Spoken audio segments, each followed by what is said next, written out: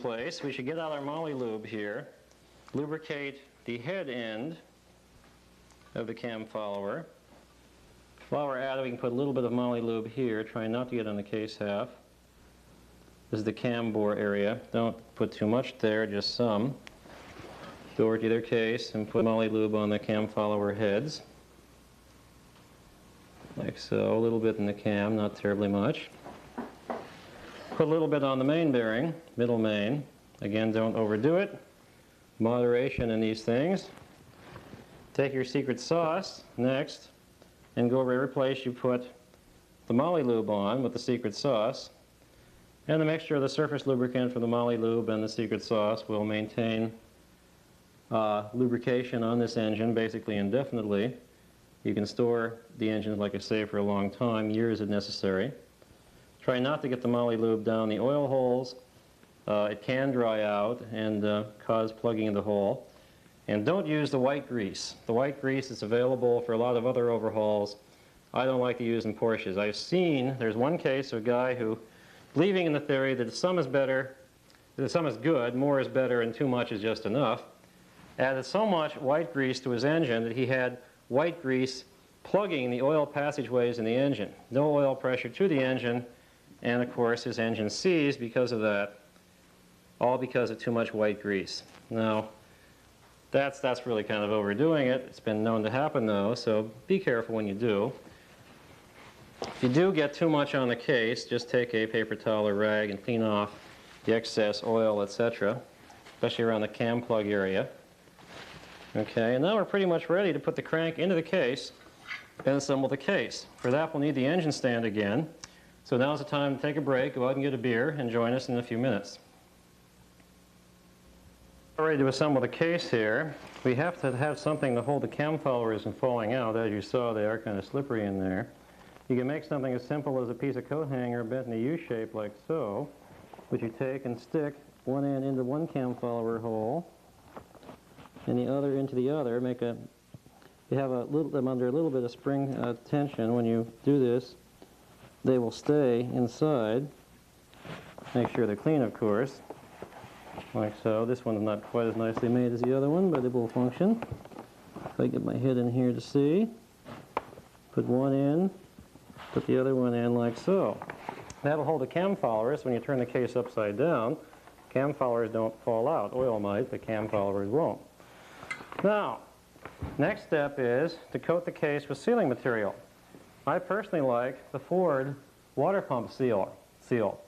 Unlike some other sealers, which could be named, but we won't, it does not get hard. Some of the other sealers, when they get hard, actually cause leaks from the hard, brittle material cracking. So I like the Ford water pump seal material. And if you have that, what you do is you open a can, mix it up a little bit. I like to use sealing material of various ages. It gets thicker as it gets older. We use a new can here to show you can use a new can if you want to. And you paint every part of the case that's going to be sealing. And again, moderation in all things. There are some engines I've seen where the guy has gooped on so much RTV, which I hate using. Do not use RTV, room temperature vulcanization material. I don't like it at all. It's a mark of the turkey. Keep away from the bearing sealing areas or the bearing areas by at least of 1/8 of an inch. Don't let anything run into any bearing area. Okay, you can only, if you have to, you can just coat this one case half. Clean out any area of the case where there's oil on the sealing surface, like here we have the cam plug area. This is very important. Clean that out, make sure there's no oil there. And then put a decent dab of fairly thick sealer in there in the cam plug hole. Clean off any material that goops on any part of the case you don't want it to goop on. And pretend you're painting a Picasso. Well, no, pretend you're painting a Rembrandt, not a Picasso. Painting Picasso, you get all over everything. Now, usually you can just do the one case half. I find it's a little better to appease the Porsche gods by doing both case halves rather than just one, simply because you have less of a chance of getting leaks in the case. I actually put a case together that had very nice machined surfaces. It was a really virgin low mileage engine. without any sealer at all, just to see what would happen. And what happened was it didn't leak a drop of anything, because really most of the sealer would be forced out of the case. And when the sealer is forced out of the case, of course, it goes either to the inside or the outside. If it goes towards the inside, it goes towards the bearing holes. So be very careful when you put it like on the middle main area here. Don't get too near the bearing holes, and don't put it on too thick. There's even a case of one engine. There was goop with so much RTV that the RTV clogged an oil passageway inside the crankshaft. And that resulted in, of course, the failure of the engine from too much sealing material. Now, if our camera can follow us a little bit, we'll go over and, like I said, I like to group the other engine case half, and this is the main case half, left-hand side, that has the studs in it. It's already attached to our engine stand. We kind of did that where you were out having a beer or whatever. I like to paint this just lightly with the Ford water pump sealer, like so. Now back here on this piece you can goop it on a little thicker, but again, don't get too near the bearing surfaces. Pretend, like I say, that you're painting a masterpiece or painting by the numbers. And get your cam plug out, get your lower end gaskets set out. I'm going to show you in a second which gaskets we will need. Every engine post-1960 takes the small beveled washers that we discussed when we were taking the case apart.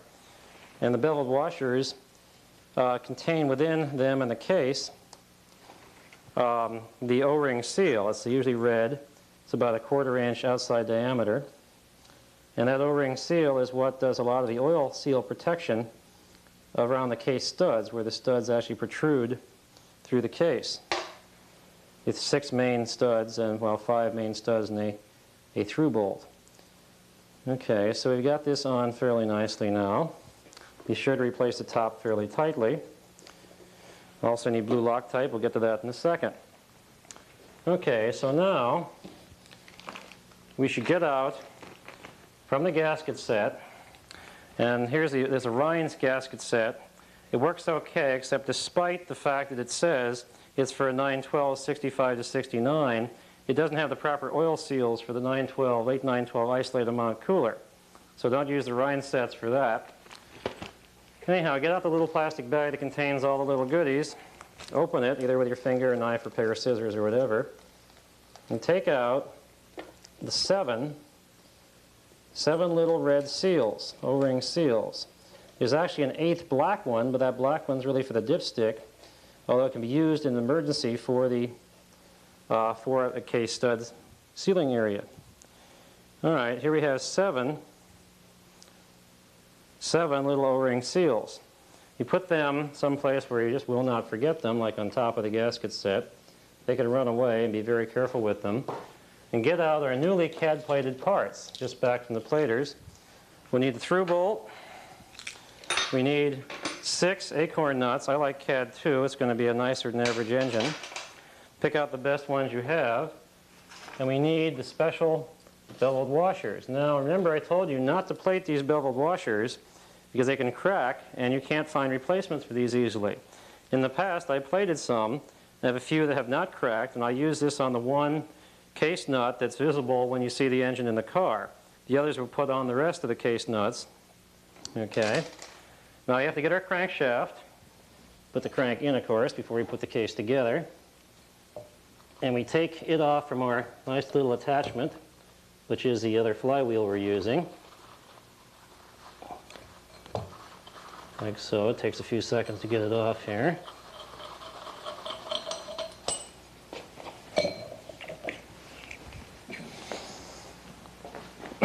We wipe it off, make sure everything is as clean as possible.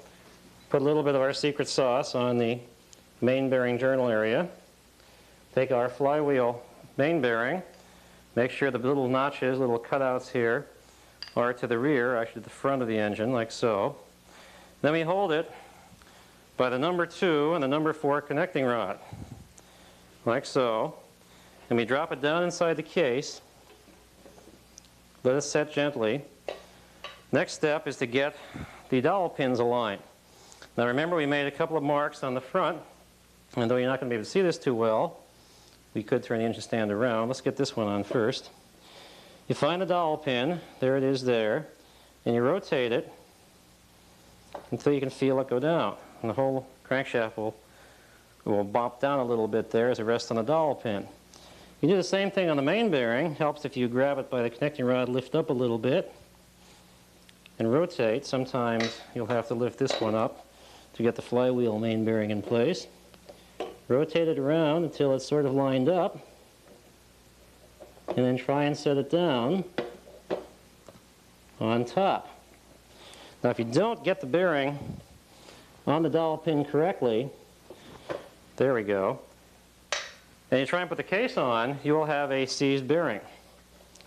Let's get this one. Yeah, it looks pretty good. A fairly good test is to try and move the crank back and forth while pushing down, and if it doesn't move back and forth, usually the bearing is not down on the dowel pin. Now they both appear to be down on the dowel pin. Crank rotates freely. Next step is to put the camshaft in. Our camshaft, we have just gotten the gear on here a while ago. We've already gooped up the bearing halves, so everything is fine there. We take the mark that we use to align to put the gear on, where the extension of the slot goes to the bolt and to the 0, and there are 2 dots. If we get a close-up of this, I'm not sure we can, but there are 2 dots right there on alternate gear teeth of the flywheel, of the crankshaft cam drive gear. And of course this 0 will go in between the 2 marks there, and that's the proper mesh for everything. So we rotate the crank a little bit and try a position like this. Got to move the rods a little bit. And I'll turn the engine stand so maybe you can see this. Make sure that that mark on the circumference of the cam gear is in between the 2 dots, 2 marks on the alternate teeth of the drive gear. When it is, everything is fine. And it is now, so everything is fine. Our next step, and very important, don't forget this or you'll be sorry. This little bottle cap-like device is a cam plug. And it fits down in the back of the, well actually the front of where the cam fits. And it helps to put a little bit of mucilage on it, or water pump sealer. And we'll do that. Actually, in this case, the thicker the better, so reach down deep inside for the nice thick bottom eaters. Stick that in, push it down a bit, coat the top with the thick stuff. Don't overdo it.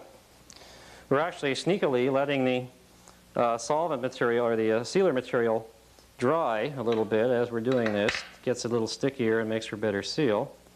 Now the fun begins. You try and balance the connecting rods with being well lubricated in a nicely machined crankshaft and rod. It's somewhat difficult to do. Pray for no earthquakes. Go over and get your other case half. Try not to touch the sealing surface area. Reach over, look down, play bombardier over Moscow on the studs through the stud holes. Get it on, push down, tap the case a bit, like so. Rotate the crank a little bit, not much, make sure it's not seizing. We now have the case down. Make sure that the cam plug's still intact. Make sure everything looks kosher, and it is. Then go back and get your 6, 7 O-rings and a little bit of your secret sauce. Bring them over here. Before you forget it, take your case through bolt. Take one of the black bevel washer. Put the bevel always towards the case. Snap it down. Take an O-ring. Put a little liquid secret sauce on it. And bring it down over the threads, carefully without ripping it. Okay. Bring it down into the bevel of the washer. Take another O-ring, lubricate it, usually with the excess on your fingers. Stick the lower through bolt through the lower through bolt hole till it comes up. Put the O-ring seal on. Go and get now the remaining 5 O-ring seals. Put a little bit of secret sauce on them. Helps to do this so they can wiggle around and not get torn by the beveled washer as the case is torqued down. Stick them on the 5 remaining protruding studs of the case. Get them down as far as you can with your finger. Like so. This little plate for the dipstick shroud will remove. It should have been plated before. We have others. We'll take that off and replace it. Okay, now get out the remaining 6 bevel washers. Since all you see of the acorn nuts and bevel washer is that side, we're going to put the CAD plated one there. Make sure the bevel is towards the case each time. So we'll compress and imprison the O-ring seal like so. Okay, now get out 6 of the best. Well, if you have only 6, you have no choice, but I have a selection of various ones of these. The acorn nuts for the case. Get out some blue Loctite, not red. Put a drop of blue Loctite on the acorn nut, like so. This does 2 things. One, it will allow you to have the bolt seal nicely, but still be, you can tighten it up again later on in case you have to. The blue Loctite allows retightening of the fasteners. It also holds it pretty well, so they won't come loose from vibration, etc. It also lubricates the threads and reduces the friction. And when it does that, it provides for more accurate torque when you're torquing things down. Select the best of the 6. Look at the threads or the hex of the nuts. Find the best one.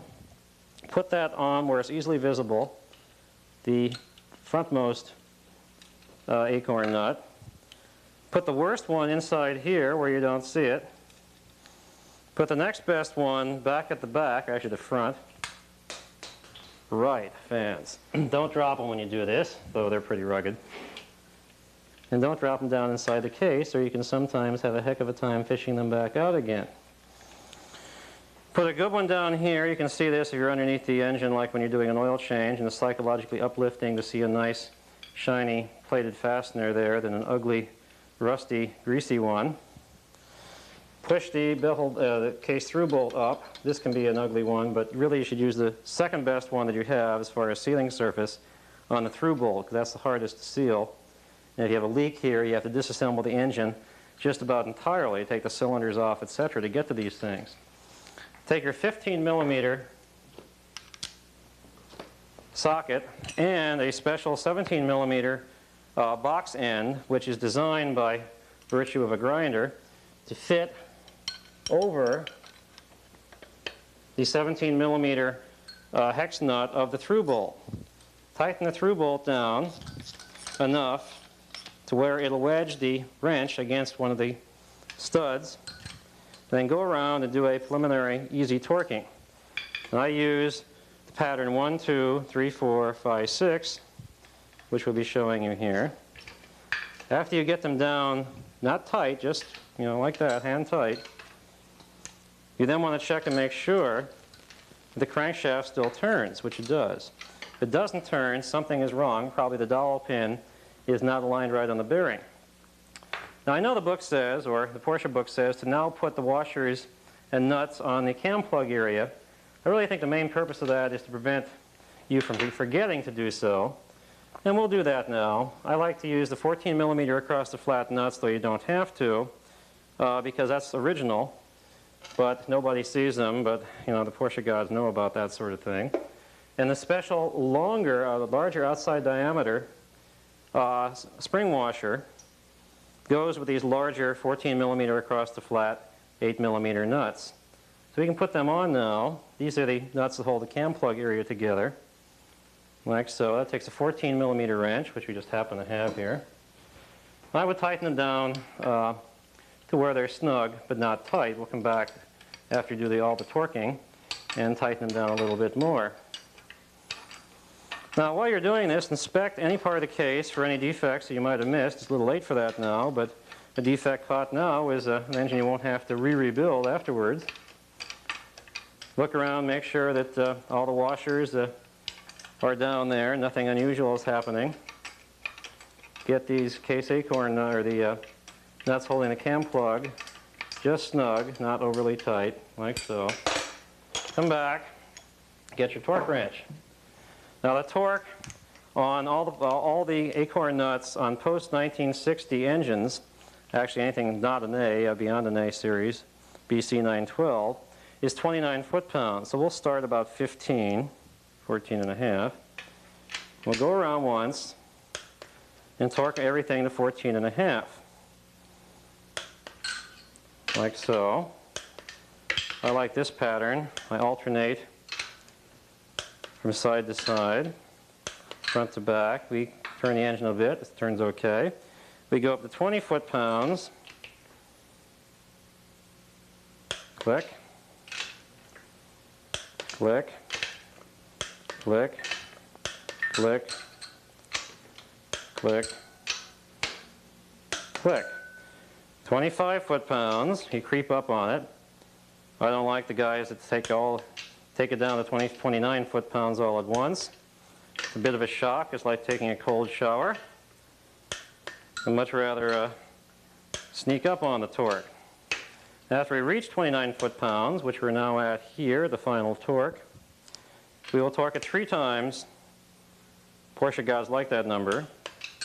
Here's 29. Make sure the crank rotates, which it does. 29,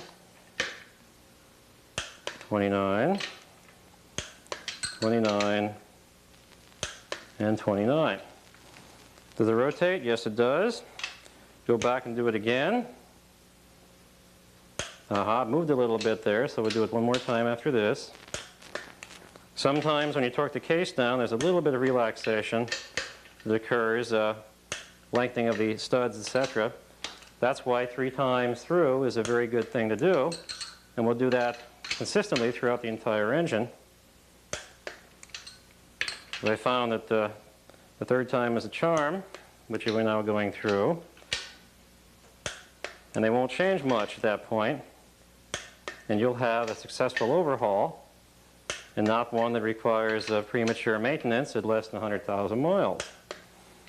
And don't forget, guys, we do have in some cases 250,000 miles of stress built up on these parts, so other parts can and will fail occasionally, but in general they ought to go 100,000 miles.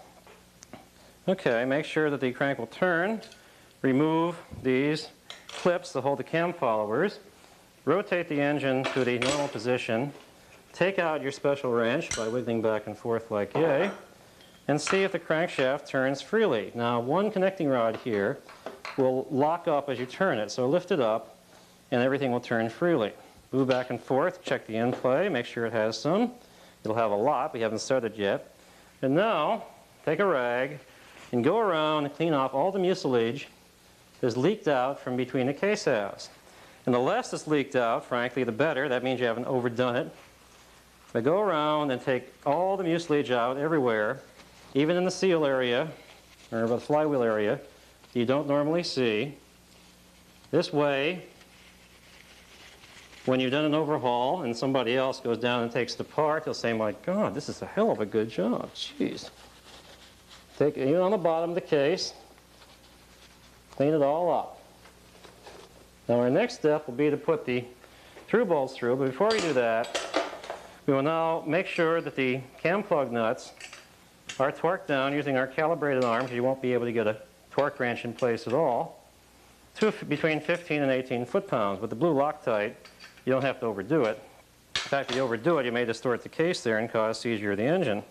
I've seen that happen once or twice. And there we have what is known as the lower end.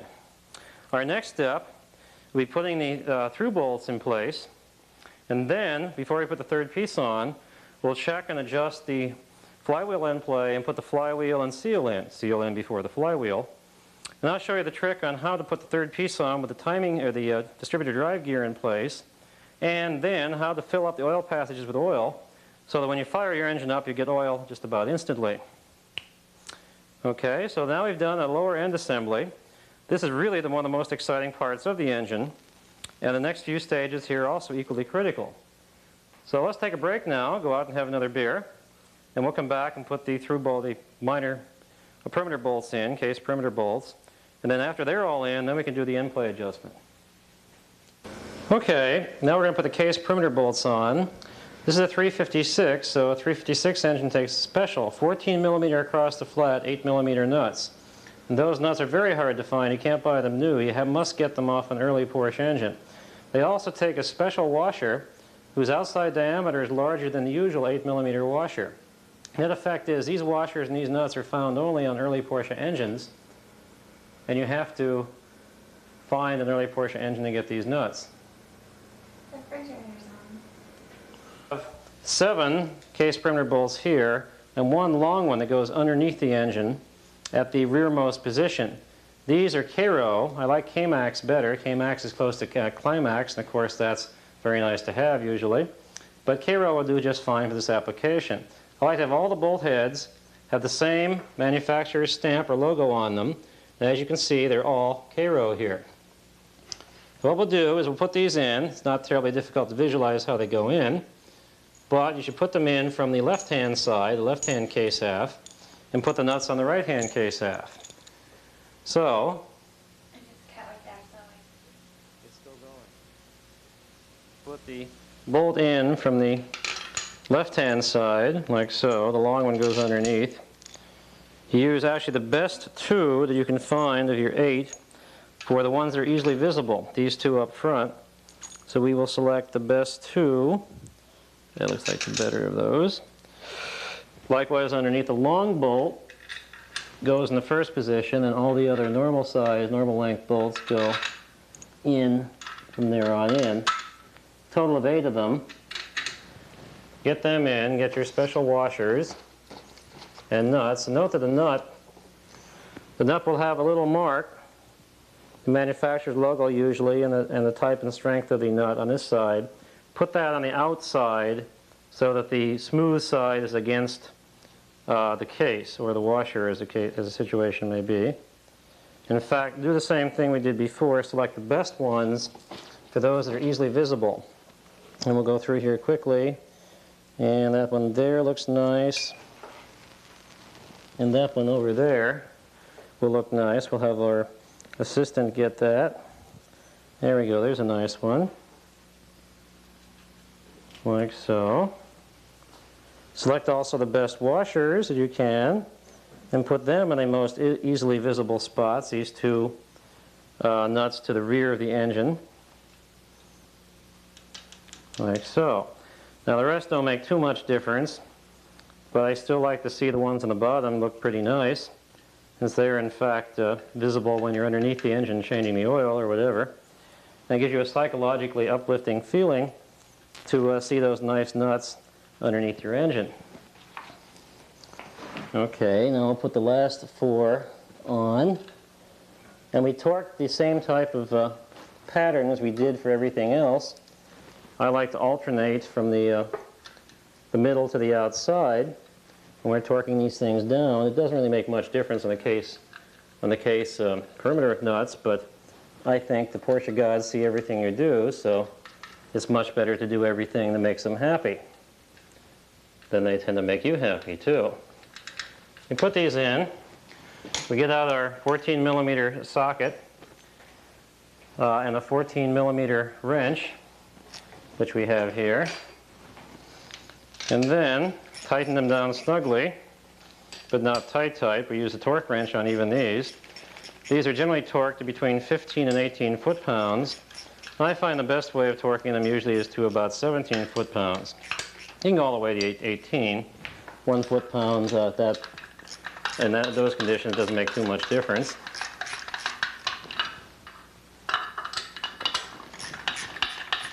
Now these particular nuts and bolts are all CAD 2 plated, the gold CAD as it were. The original color for all the nuts and bolts on this engine is silver, CAD 1. And for a Concours, I would be doing this in CAD 1. However, since it's my engine, I can do it any way I want to, and I find that when it looks pretty, or prettier, and the gold does tend to make it look prettier, that you can get either a higher price for it or more satisfaction. It looks a little bit different and nicer than the stock engines, and I find CAD 2 has its place. In fact, CAD 2 is stock on the 912 series engines.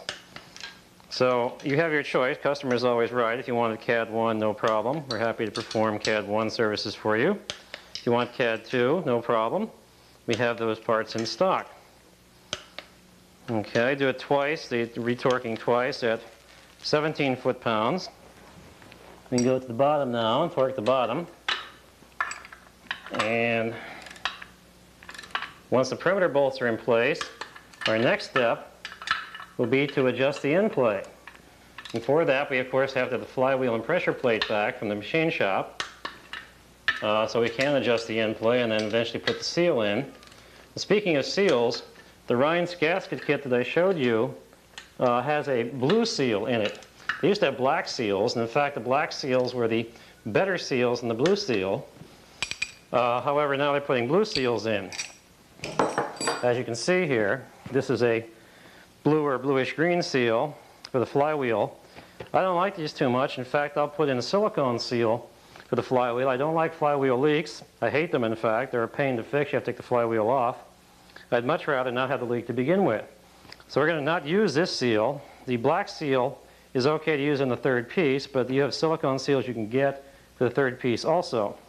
This is a soft iron gasket we'll be using for the flywheel when we finally torque it down.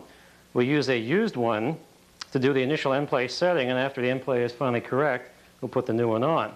The next step will be adjusting the flywheel, and we'll do that in a moment. Compress that for the first time. Okay, now we're going to adjust the end play. I like to adjust the end play after the main case housings are together, but before the third piece has been installed. That way nothing in the third piece can influence anything like the end play. Now to do that, if your old soft iron gasket is still in good shape, you can use it for the trial adjustments.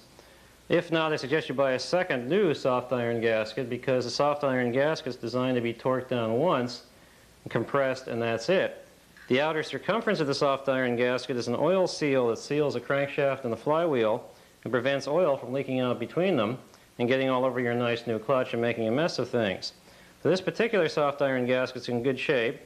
You find the two holes that are closest to each other, and likewise rotate the crank until the two holes of it that are two dowel pins of it that are closest together are up on top, and put the gasket on like so. Get out your old flywheel adjustment shim, the one that was in the engine before. It's a good place to start. Clean it off really well like we've done. Stick it in. Take your flywheel. We have not yet had a chance to surface the flywheel. What we'll do though is set the end play, put the oil seal in, and take this over to the machine shop, have the flywheel surfaced and balanced, but we can at least set the end play now. Put flywheel on, pardon my head,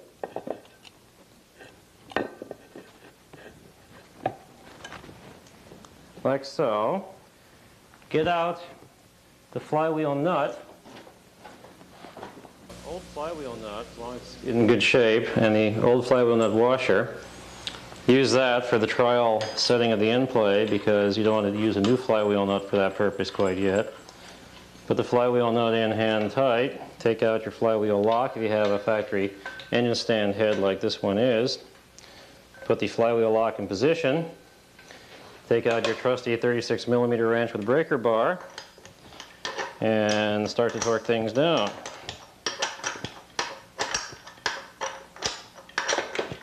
Make sure the engine stand is locked down tight. Torque it down pretty good. Make sure that the flywheel still moves. Take off your flywheel lock, and then go and get your dial indicator. Okay, we take our dial indicator. I don't like using feeler gauges at all. I'd much rather use a dial indicator. It's much more accurate and believable and reproducible than using feeler gauges and a piece of shim stock or something, or a threaded rod through here, and feeler gauge is ridiculous. So with a dial indicator on the flywheel, you move the flywheel in, out and in, out and in, about 4 or 5 times, and you see how far the dial indicator is moving. And here we're at about 6, and we come down to almost but not quite 0. So the end play here is about 5.5 or 6 thousandths. The tolerance range on end play is between 4 and 7 thousandths. I like to shoot for 5.5 thousandths. 6 thousandths in this particular situation is very good. The original shim, about 75% of the time, works out to be okay. You can use it again, and the end play is proper. 25% of the time or so, you have to change it, go to a thicker or thinner shim, and that's where a nice selection of end play adjustment shims comes in handy. And of course, over the years, the Maestro has accumulated a few of these things, like a 6-inch stack. Since there's about 25 of these things per inch, That's about 250 shims, not counting the thick Super 90 shims, actually less the thick Super 90 shims. You need this if you're going to do serious Porsche work, because these shims are required from about 0.3, well, from about 0.8 millimeters up to about 1.1, or about 30 thousandths up to about 45, 46, 47 thousandths. That way you can adjust for almost any possible combination of flywheel, crankshaft, etc. Anyhow, we seem to have about the proper end play, so what we'll do now is take the flywheel nut off and put the special silicone seal. I don't like using the gasket, the seals that come in the gasket kit. I'd much rather use the silicone seals. These will prevent seal leaks in all but the rarest cases, and where it doesn't prevent the seal leak, there's something else wrong. But we'll install the seal. Then tomorrow we'll show you how to take the flywheel in the machine shop and show you what we do when we surface the flywheel, clean it up, etc. Note how it looks now. It won't look that way when we get back done. So let us take the flywheel off and I'll show you how to install the seal. Okay, now to install the oil seal, the first thing we have to do is take out our shim that we have determined is the right size. We want to clean it one final time. We want to clean the area of the case one final time. We can remove the washer. It's now, or the soft iron gasket. It's now served its purpose well. You clean everything off inside here, including the threads of the flywheel itself. We don't want that flywheel nut to stay tight, not come loose. And then we take a little bit of oil, not the secret sauce, but just plain oil, and put on the end play adjustment shim.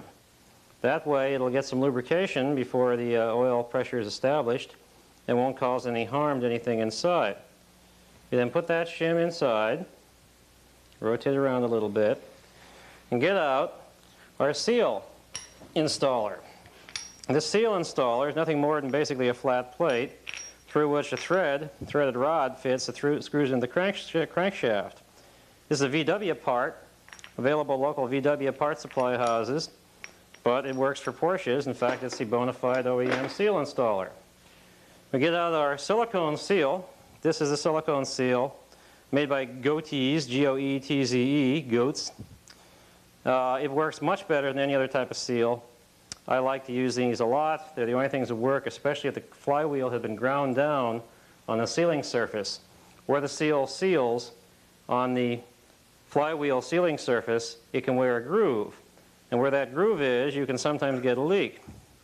If you grind the flywheel down, the only thing that will work to seal, again, is a silicone seal. We take our friendly Ford water pump sealer, about the only good thing that Ford makes, put a nice thin coating of it. The operative word here is thin, on the inside of the sealing area. Take our seal with the seal installer and put a nice thin coat on the outside of the seal itself. And this will tend to prevent any type of oil leaks from oil that can work its way out between the case and the seal. Normally that doesn't happen, but there's been some situations. One engine I saw that I had to rebuild. The previous rebuilder was nice enough to take a ball-peen hammer and ding this whole area over onto the seal. Why? Because the seal was leaking. He thought that would fix the seal leak. Of course it didn't. It made it almost impossible for anybody to get any seal to work at all again. But I managed to get it so it worked pretty well. We got to do a little bit of remachining there.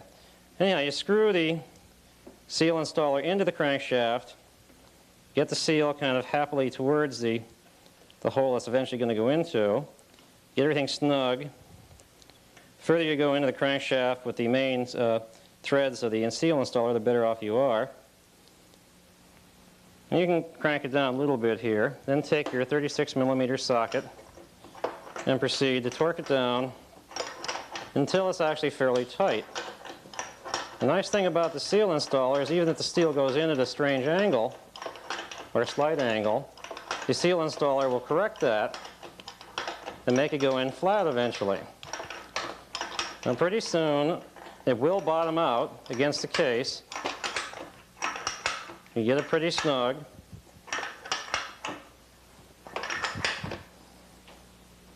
Like so.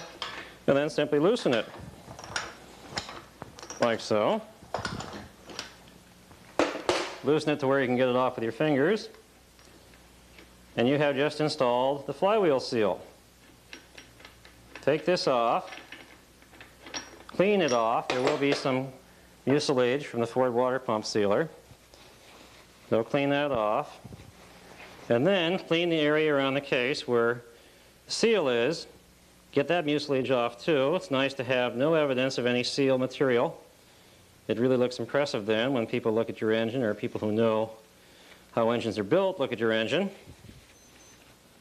Clean off the seal too. And now for the time being, we'll show you how to put the third piece on. We'll have to put the flywheel back on just so we can rotate the engine over to put the third piece on the way I want you to do it. So for the time being, we may as well put the old soft iron gasket on just to protect things. It won't really make much difference. But we'll put it on just for the time being. And then go over and do the third piece. Now bear with us now. You can take about a 5-minute canteen break. Now we're going to assemble the third piece of the case and put it on. It helps with the flywheel on when you do that. That's why we set the end play and would have torqued the flywheel down had the flywheel been ready. But we'll put the third piece on now. Make sure when you put the third piece bearing in, the number 4 main bearing, that you've of course checked all the dimensions, both the internal bore of the case and the bore of the bearing. Make sure you've also done that with all the other bearings, etc. And the specs for that are in the new version of Secrets of the Inner Circle, or of course in the Maestro spec book. I won't go through them now because to give you numbers, long list of numbers, wouldn't serve any purpose here. They're in the books and already written down. No sense repeating them here.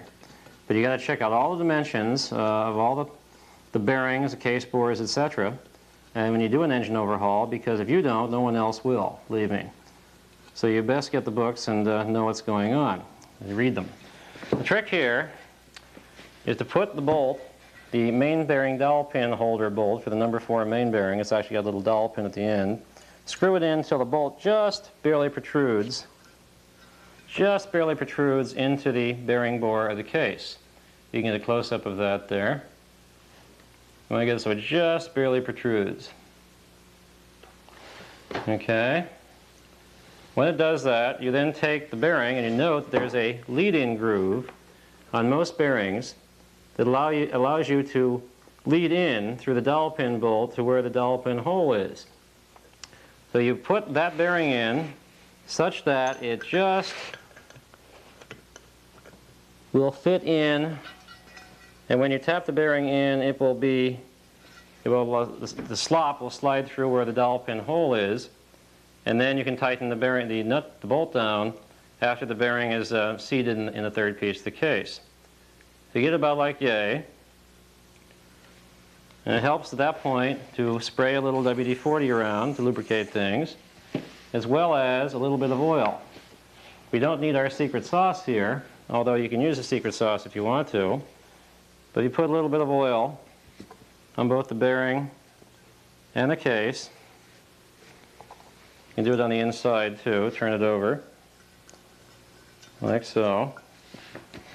Get it nice and well lubricated. It tends to slide in that much easier, as it is with all things. Then, you already have your bearing installation device, which is the old bearing, the one you took out of the case before. You clean it up, if it isn't already fairly clean, and you're going to use it to put in the new bearing. You set it on top. Now, rather than a big sledgehammer, I like a smaller hammer, one that you can control a little more. You tap alternately, side to side, like so. Trying to put the bearing in as evenly as possible. Try not to hit the edge of the case here. And drive it down to where the bearing is just flush with the case. Don't want to drive it in too far or you'll miss that bearing bolt hole. Just get it so it's flush, which it is now. Then if everything else is fine, if you've done it right, you can torque the bearing bolt down and it won't pinch the bearing. Now if you notice any great resistance when you're torquing this down, stop and take it out and find out what happened. You probably just missed the dowel pin hole. If you want to be certain, you can now remove the bolt and look down with a flashlight and make sure you see the hole. But having done this a number of times, I'm pretty sure everything will work fine now. And it seems to. Now, if you want to be certain everything is fine, you can take the entire third piece, reverse it, and stick it on the crankshaft, like so.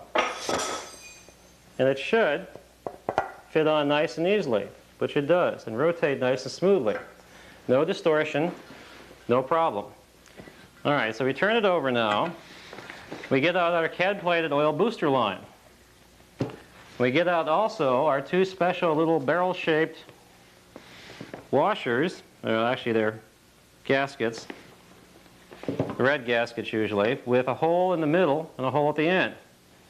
We dip in our secret sauce the end of the booster line to lubricate things, stick the one end in one of the barrel-shaped washers, lubricate the other end, stick it in, and now comes the interesting part. There's a curve here on this booster line that has to curve around one of the oil holes here. So you put in like so.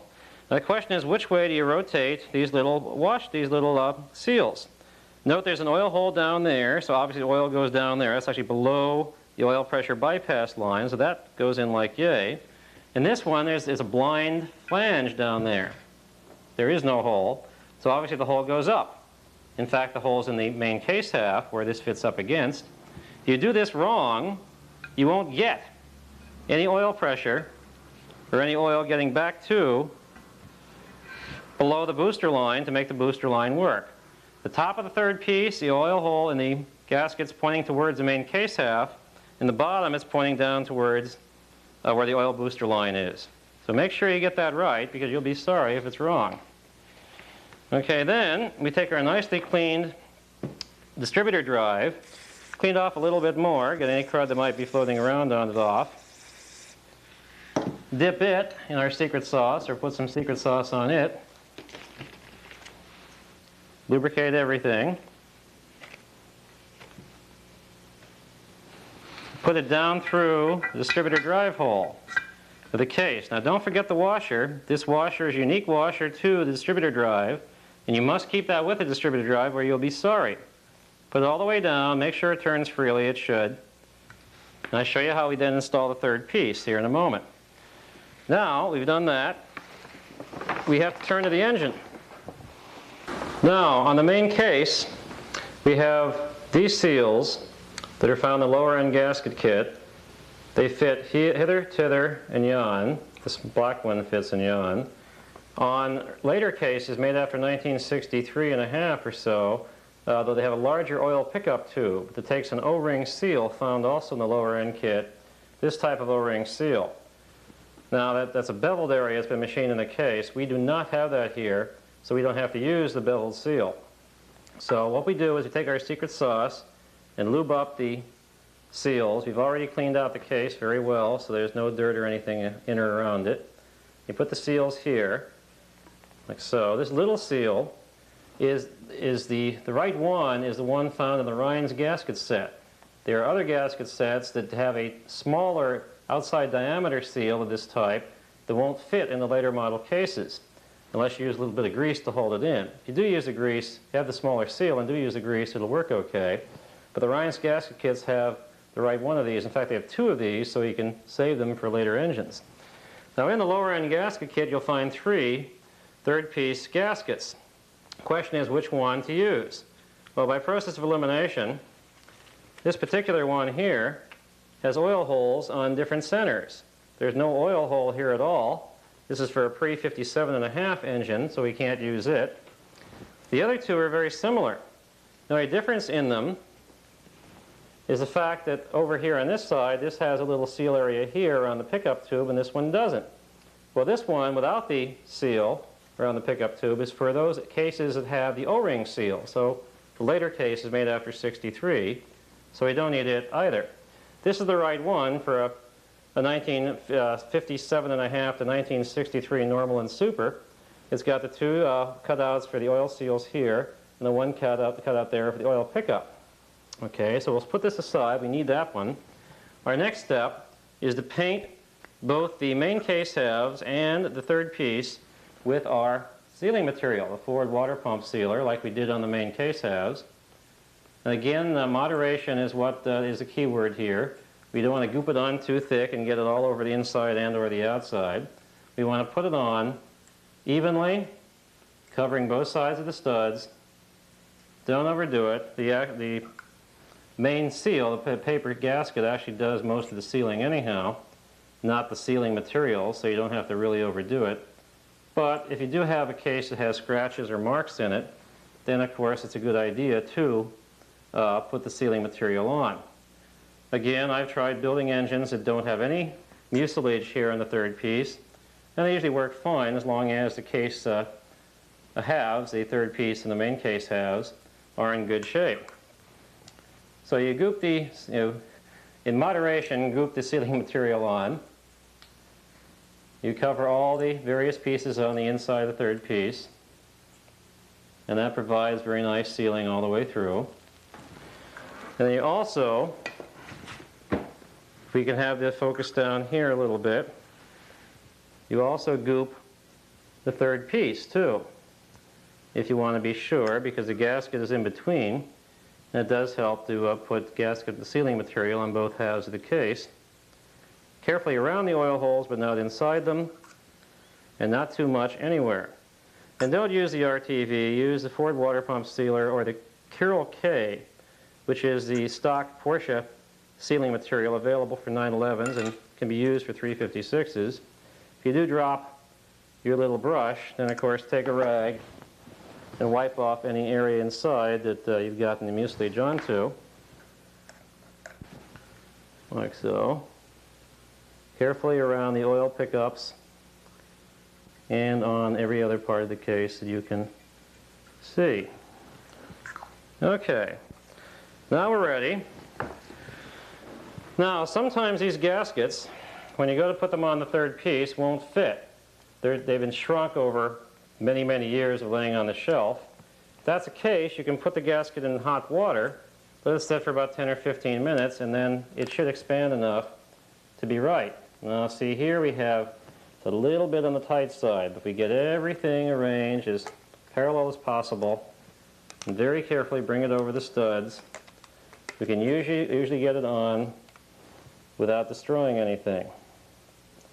You have to be quite careful and only go a few turns, that is a few screw threads at a time to get it over without tearing it. Even if we do tear a little bit, it will compress back down again, and the sealing material will help us a lot. These gaskets are not, as you can probably see, the finest in the world, but it's what we have to deal with. Oh, we broke it here. All right, we'll go get another gasket. We fortunately have a few of these. If your gasket is a little bit too stiff, or when you go to put it on, it just doesn't fit right, try soaking it in hot water for a few minutes, and then you'll find it should fit pretty well. Like we just had a problem with one, so we're going to use another gasket that's already been soaked, and we find this one fits on really rather well. It goes over all the studs without breaking any part of the gasket. And it takes some time to do this. You just can't push it on one side at a time. You have to alternate carefully from stud to stud to get it down, like so. There, say hallelujah. All right, now you clean off the bearing area here, the number 4 main bearing, and you get out the secret sauce that you've been using. It helps to coat the gears. You can also put moly lube on the gears too. In fact, if you were storing this engine for any length of time, I'd put moly lube on the gears. We're going to be firing this up and using it fairly quickly after it's built, so we won't put moly lube right now. But you can put it on if you want. It also helps to have the flywheel on, so you can turn the crankshaft over, exposing more new uncoated gear area to be coated and treated. Like so. Put it all over everything. And we're just about ready to put the third piece on. Now I'm going to show you a trick. I know the book says that to put the distributor drive in, you have to do it after the engine is completed. We've got it here inside the third piece. We're going to put it in now. And the way we do that is, I don't know if you can focus down there, Jeannie, way down inside is a slot. And that slot is actually a cord cut out of the distributor drive top. And it's got a narrow side and a wide side. And the narrow side should face towards the rear of the engine.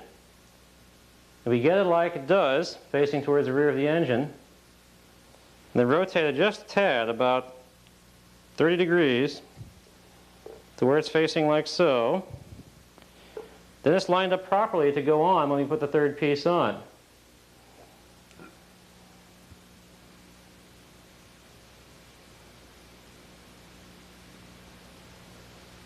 Okay? Now, what we'll do is, we have to turn the crankshaft over to top dead center on number 1. We find top dead center on number 1 by taking our finger and putting on the intake cam follower of number 1 cylinder, and when turn the engine over clockwise, and eventually you'll feel the intake cam follower rise and then fall back down again. After it falls down, it's then coming up on compression on number 1 cylinder. Keep turning until the rod comes out as far as possible, right there. That's top dead center on number 1 cylinder on compression. We let the engine set. At that point, we can back over. We get our third piece, and we carefully feed it over the studs, get it in, and tap. And by appropriate tapping, it should fit on. And then the slot should be parallel to this split here. The cord cut out in the distributor drive should be just about parallel to here. And though you can't see it, I can, and take my word for it, it really is parallel. Okay? Now, we get out our 11 special, smaller outside diameter washers, like so. They're not as a large outside diameter as these or these washers are. We put them on the third piece. Now, the third piece nuts, don't forget, are supposed to be 12 millimeter across the flat. Now, on this engine, when we first went to take it apart, they were, of course, 13 millimeter across the flat, and that told us that the engine had been overhauled before, and lo and behold, it had been overhauled, and by somebody who really didn't care very much. They put the wrong nuts on the third piece. These are all 12 millimeter across the flat nuts, and they're available these days. In fact, Jap cars use a lot of them. So what we will do is we'll pick the best one of these 12 with the best threads, etc., and we'll put it here, right where it's most visible, like so. We'll take the next best one, put it over here, which is also quite visible. The third best goes over here. We use this one here for that. The worst ones of your 11 can go in here because they're not seen. The pulley shroud covers them up. So I'll put the bad looking ones in there. This allows you to get rid of some bad ones that you may have. If you have a good selection like the Maestro does, you can use good ones on everything.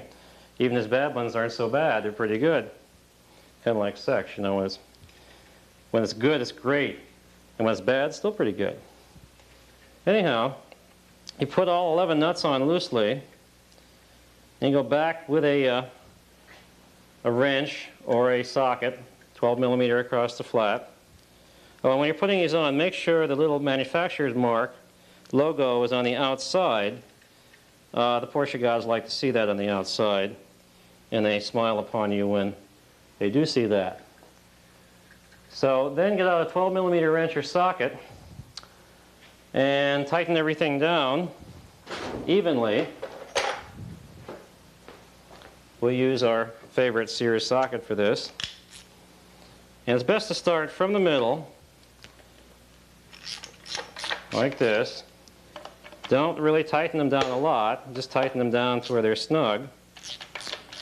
Make sure the crank will rotate okay as you do this. There is no area where it's binding. If it is binding, it indicates either the bearing was not installed right or you have a different third piece. If you go to put third pieces on that are different, it can be done, but you sometimes have to loosen everything and then tap in various directions here. Loosen all the bolts, tap on the third piece of the case while rotating the crank till you find a position where the crank rotates fairly freely. Now, since this is the same third piece that was on this engine originally, it's also indicated by dowel pins. There are two dowel pins inside that align the third piece that the main case has. And since they have not been changed, it should fit on and the crank should rotate okay and everything should be okay. Now, sometimes there are problems, but in general, 9 times out of 10 there aren't. In fact, the factory was so confident in the late 912 series that the third pieces would all interchange, they stopped putting the 3-piece match number on. Okay, so after you've gotten the nuts snug and the crank still rotates okay, take your torque wrench and torque these to about 17 foot-pounds. The book says 15 to 18. I like to use 17 as a good round number. And also do it alternately, kind of around in a circle, like so. So you tend to torque them evenly. And after you've been around once, it helps to go around in turn to make sure you didn't miss any. Because it is possible to miss some when you're doing them alternately like this. That we got. That we got. That we didn't get. The hardest one to get is the lower right-hand corner that we got at this time, but sometimes you can't get that. On earlier engines, that's a hard one because of the oil pump pickup casting. On late 912s, they changed that to where you can get to it easily, but it took them 15, 20 years to figure that out. Actually, on the very early 356As, you could get a wrench in there with no problem, but in the later ones, and the Bs and early Cs, you couldn't. Finally, some guy at the factory realized that was the case, must have listened to the mechanics, some good engineer, and changed the case design a little bit so you can get a socket in there. There's one we missed. It's rough, we got it now. That's why it pays to go around in turn afterwards on the final torque. Rotate the engine, rotate, see how smoothly it rotates, no problem. You got the third piece on. Our next step will be putting the oil pump drive in and then putting the oil pressure relief and bypass valve plungers in. This is the bypass valve, that's pressure relief. And then putting on the pulley, etc. We'll take a slight break now as we get the parts. Okay, we have the third piece of the case on. Now don't forget, after you put the third piece on, you should go around the entire third piece and clean off any mucilage that has leaked out when you torqued it down. That's the mark of having done it right. We've already gone over this once, so we'll just do a minor one here to show you what it's like so. Clean it all off very nicely. Now we're going to put the oil pump in, and following that the pulley shroud and then the pulley, and also the oil pressure relief bypass valve and plunger and spring, and oil pressure relief valve and spring. So we have here our oil pump, like so. We replaced the oil pump drive gear. Remember, it was worn pretty badly. And we've cleaned off all the gear teeth individually, one at a time, with a paper towel or rag, spraying WD-40 after having cleaned it in very good cleaner like Zep, etc. If you need to replace this O-ring seal, good luck. They're very hard to find, but you might try Stoddard Imported Cars in Willoughby, Ohio. They used to have them. This one was in good shape, so we treated it very gently. Okay, it's all set to go now. And there are two oil pump gaskets in the lower end. The smaller one is for the small pump, very simple to remember, and the bigger one is for the big pump, post-1960. The small pump is, of course, pre-1960 or 356A. This we don't need. This one we do. The oil pump gasket goes on like so, and it only goes on this particular way, where the holes cover the dowel pin holes that are in the cover to align the cover. and also go over all 4 bolt holes very nicely. Note this ring here, circular ring around the oil pump with a area here, little groove. This is designed to capture any oil that might leak out through the pump, bring it around this circumferential ring and into the intake side of the pump, so it doesn't leak out through the pump. You do not use any mucilage on the pump. The main reason, if you put mucilage in here, it'll plug this ring, and therefore this ring won't do its job. So don't put any mucilage on the pump. Instead, just put the pump gasket on, the cover gasket on dry. In fact, what you should do is put this oil pump together in the 3rd piece before you assemble the 3rd piece and check the end play of the pump. Now we've already done that. That's okay. We don't want to show that here because we don't want to make this videotape 15 hours long and you wouldn't be able to afford it then. So you take our pump, you take our special sauce and goop the inside of the oil pump area with the special sauce. That will provide nice suction when the oil pump is first fired up, when it's first turned by the engine, when the engine is first fired up. Pour a little oil. Don't have to use secret sauce on everything. Pour a little oil on the gears. Get all over the gears nicely. And quickly stick the oil pump into the case and turn the flywheel over as you push gently until oil pump clicks into the cam drive, like so. Then take the special long bolt I told you to put away somewhere so you wouldn't forget. 3 nuts, 6mm nuts, 10mm across the flat, and 4 washers. Get out the red Loctite if you want to be sure, and put a drop of red Loctite on both the stud and 3 nuts. 1, 2, 3. Put the cap on the Loctite again. Put a washer on the long bolt. Put the long bolt in. Screw it down. Put the other 3 washers on.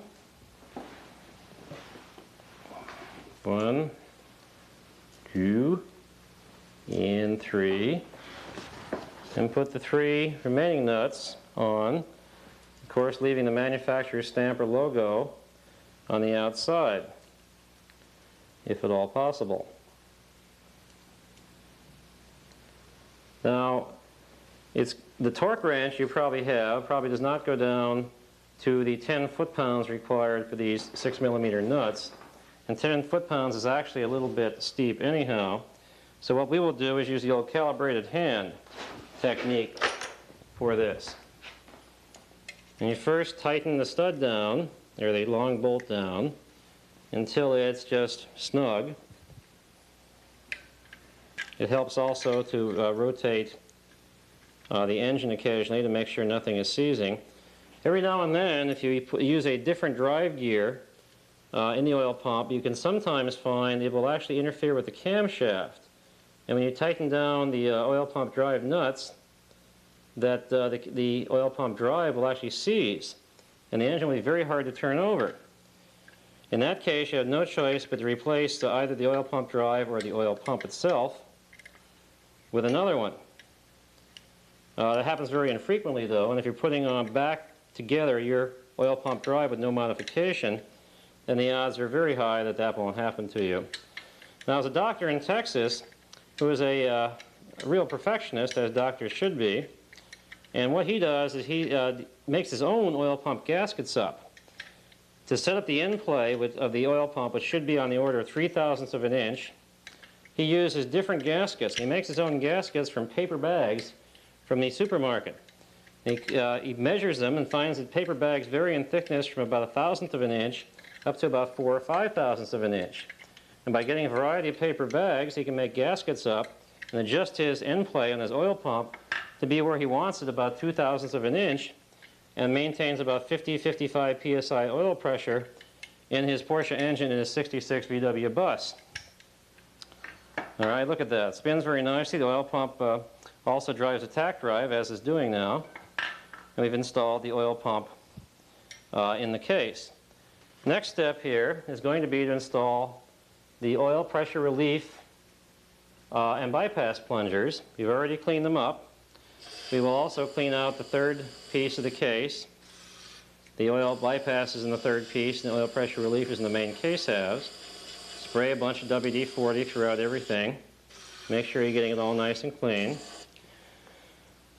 There are two special gaskets that fit over here that are in the lower end gasket set, and we have them right here. These are copper rings that are compressed as you tighten the cap down. There's a seam in this copper ring, and the seam should go on the bottom. So you put the copper gasket on that way with the seam on the bottom, and that way you don't have much of a leak. Well, you don't have much of a chance of a leak. Use the better of the plungers for the oil pressure relief valve and the poorer plunger for the bypass valve. This is less critical, though they both do play a role. So this one here, let's see, this one here is the better plunger, the one on the right. And this time you take a little bit of oil, pour it on the top of the plunger, and then stick it in. Oh, we have one more modification to make. You must make certain, when you do this, that the heavy-duty spring, that is to say, the one with the thicker wire, is used for the oil pressure relief valve, which is this one here. The thicker wire, fewer turns, but the thicker wire. And that goes in here like this. You screw it in with your fingers a few turns till it's in good. Take the other plunger. This is on the weaker spring, of course. This is the bypass valve. Put that up from the bottom.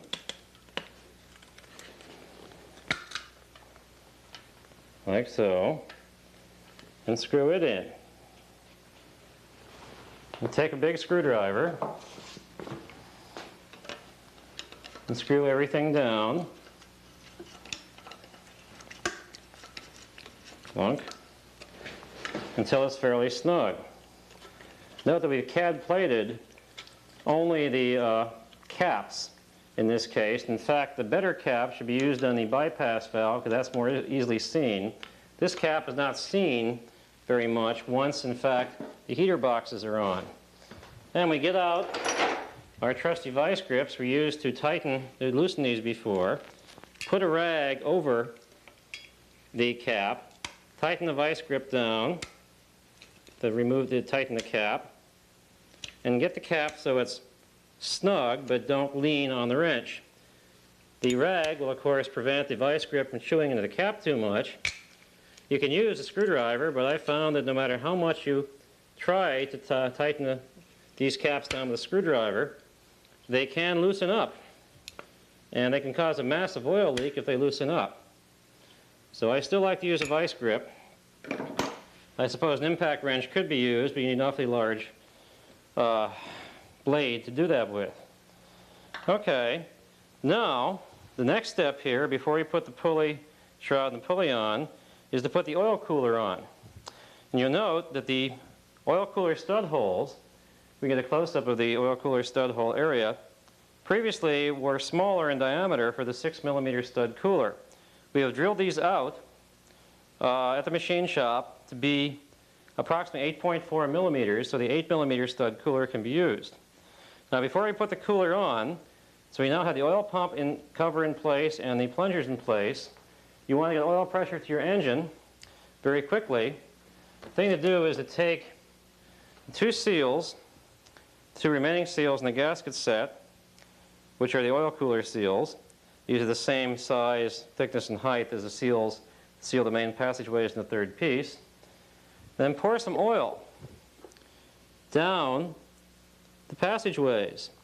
That'll fill up the passageways in the engine, and when you fire the engine up, it'll already have oil in the passageways. And then you'll be surprised to see the oil pressure idiot light go off almost immediately, provided your oil pump is working, of course. Now if you don't do this and just fire the engine up without first putting the oil in the passageways to fill up the passageways, you can actually wait about 5-10 seconds before there's sufficient oil being pumped by the pump to fill all the passageways. Also, if you put oil on this side, it'll tend to prime the pump, the oil pump, and that will mean that it'll take suction and provide pressure much faster than if you don't put the oil in. So let's go get the oil cooler now, and all the other necessary pieces to put on the pulley, and we'll be back here in a few seconds. Okay, we're going to put a new oil cooler, late model style. You can tell the late model style from the early from the fact there's no dimples on the side, and there's lots of the metal lattice between the blades. We've also drilled out the holes here in the case to accommodate the 8mm studs of the cooler. As you can see, it fits on rather well. Before you put on a new cooler, however, you must make certain to take out the plugs. They're here. If you don't, then you won't get any oil to your engine. So take out the plug, make sure it doesn't fall inside the engine. Don't do it over the engine like I just did. And then clean off any crud that might be on the area where the plugs were. This is actually pretty clean now. Put your seals in the cooler stand area. Take a little bit of secret sauce and put it on the cooler area where the cooler seals, and likewise on the seals in the case. Take a little bit of red Loctite and put that also on the cooler studs. Just a little bit. Put it on the stud in the case too, like so. And then I like to use 13mm across the flat nuts on the 8mm nuts of the cooler, and I double nut the stud in the case, simply because that way everything will stay intact and won't come loose. So you put the cooler gently down on top of everything and get out 2 small washers and the 13mm nuts. Put them on first, just loosely, and then get out a 6mm washer and one of the 6mm nuts. Put a little bit of Loctite on the 6mm nut. Always put the cap back on the Loctite. And put the washer on first, followed by the 6mm nut. Get out your 10mm wrench and tighten the 6mm nut down just a little bit until it prevents the cooler from rotating too much. You want to then tighten the 8mm nuts on the other side down evenly, about a turn or so at a time, so the cooler is tightened down evenly and smoothly onto the seals. If you tighten one nut all the way, the cooler may twist enough to where one seal may not seal too well, and you'll have an oil cooler seal leak, which, believe me, is no fun, because to fix it you have to pull the engine. Alright, so do about a turn at a time, alternately on the 8mm nuts. You can check the gap as you go along, the gap between the cooler and the case, and try and maintain it as even as possible as you tighten things down. If you find that one side is getting too narrow a gap, tighten the other side down. Like about now, it would be time to switch and go over and tighten down the 6mm nut a little more, as you can see. Then go back and tighten down the 8mm nuts. Now don't over tighten these nuts. You want to get them snug, but do not lean on them, because if you do, you can tend to crack the case. And believe me, second to a thrown rod or a flywheel coming loose, a cracked oil cooler stand area of the case is a real disaster. You have to disassemble the engine entirely and ship the case down to Competition Engineering in Altadena, California. They do the best oil cooler stand repair that I have personally ever seen. Nobody who I've ever seen do a case, an oil cooler stand repair, has done nearly as good a job as Competition Engineering. Tell Ray Litz that the maestro sent you. Okay, get everything snug, and you've installed the cooler. Your oil passageways are filled with oil now. Keep putting oil until no more bubbles come up. Takes about 5–10 minutes to do that. We won't show it doing here because it just takes too much time. And you now have everything set in the oil system. Our next step is to put on the pulley, and before you put on the pulley, we have to put on the pulley shroud. So we get out our powder painted pulley shroud, a little better than the one we took off, and get out our special short 6mm bolts. Now, since there were previously long ones in here, which are the wrong ones, they should be short 6mm bolts. Perhaps the previous guy messed up the threads, and this particular one is kind of munged up. So we may have a problem here, but let's see what happens. Maybe the Porsche guys will be on our side. After all, we're trying to do it right. And they occasionally give you a break. So you get out a couple of new washers. 6mm washers are cheap. You can buy 100 of them for about $5 or so. And you need about 100 to do an engine. And you put some Loctite on the 6mm bolt. Screw it in partially. Take the other one. Always put the beveled edge out on the washer. It looks nicer that way. See if we can get this one in. Yeah, lo and behold, it seems to go in. Get out the wrench and torque things down slowly. These particular two bolts are in fact short bolts, like I was saying, and they're special. If you use long bolts, you can really mess up the threads here, which the previous rebuilder did. And if you strip them out, then the only choice is to bore everything out and helicoil it so you can put back a 6mm bolt of the right type. It looks like you might actually be lucky enough to have this work. It's a little tight there from the threads being munged up, but it looks like it's actually going to seat okay. This particular side was okay, fortuitously. And now the pulley shroud's installed.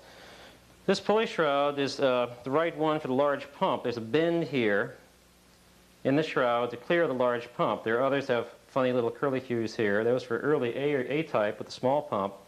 Only this type here will clear the large pump easily. If you use an early type that doesn't have this bend here, the pulley can actually hit it and wear through it. So be careful. Okay, now before we put the pulley on, we have to put the oil slinger and the seal in. And here's a seal. We're going to use a black seal in the gasket kit today to show you that the black seals are actually pretty good. The factory updated from the blue-green seals to the black ones, and they work fairly well. We'll put that in with a seal installer. And here's our oil slinger. The oil slinger is flat. It's not beveled. If it is beveled, somebody's beveled it, not the factory. Sometimes you can see the outline of the key. And if you do see the outline of the key, it's sometimes best to put that in. There's the outline of the key there. Put that in that side. Now this guy actually beveled it a bit, so we won't be able to use that technique. We'll put it in like so. It should go all the way to the back. You clean out the seal area, and you get out the special seal installer. The special seal installer needed to install the seal. This is a special seal installer needed to install the pulley seal. It's a Porsche tool only. It's not a VW tool. You can't find it in the VW parts list. It's got a recessed lip about 1/16 of an inch or so. We'll recess the seal into the third piece enough to make it seal properly. The best you can do with a flat piece of wood or something on this seal area is to just put it in flush. This actually indents the seal just a little bit. So we take our seal and just stick it on the seal installer like so. And we can just set it here for the time being. Get our forward water pump sealer and give a very thin, operative word is thin, coating on the inside of the sealing surface of the case to prevent any leaks on the OD of the seal. Take our seal installer and our forward water pump sealer and coat the OD of the seal evenly throughout its circumference, like so. And take and just feed the threads of the seal installer into the crankshaft till it's fairly snug.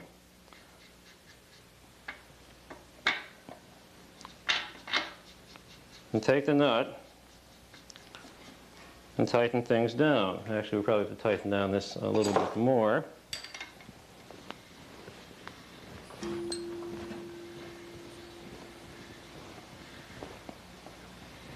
That's what that hex nut is there for in the first place. Get out your universal wrench. You just happen to have. Universal metric wrench, of course. Everything's metric here. Proceed to force the seal in. Now don't overdo it because you can break the third piece of the case. Get it nice and snug. Back it off. Then back out your seal installing tool. And then, once you're done, you can see that the seal will be recessed into the case about 1/16 of an inch. Take your rag and clean off all the excess seal material from the third piece, so you've done a nice job here. And note the recess. Crank the engine over to where the key way for the key is up vertical on the top. Take your key, that's nice and clean now. Stick the key into the keyway, and then sometimes it helps to have a hammer around in order to tap it in just slightly, and occasionally a screwdriver to guide how you tap it.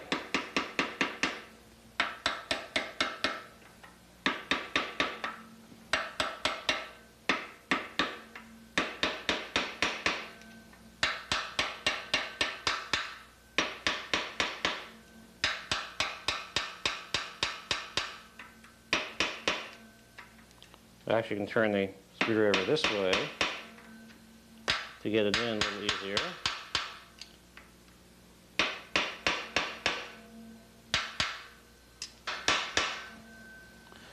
Okay. Get your newly CAD-plated pulley out. Lubricate the inside and the sealing surface with the secret sauce. And stick the pulley over the key. It sometimes helps to tap it a bit with your hand. If that doesn't work, then a good old rubber hammer comes in handy. Tap it in, make sure the key doesn't move, it's not, to where it's kind of flush. Get out your pulley nut with washer and put the pulley nut on, like that. And then you need your 30mm socket, which, as you recall, you used to take off the pulley, and it was set to take it off. Tighten it down. Put your flywheel lock in place to lock the flywheel, which is another reason why we have the flywheel on here.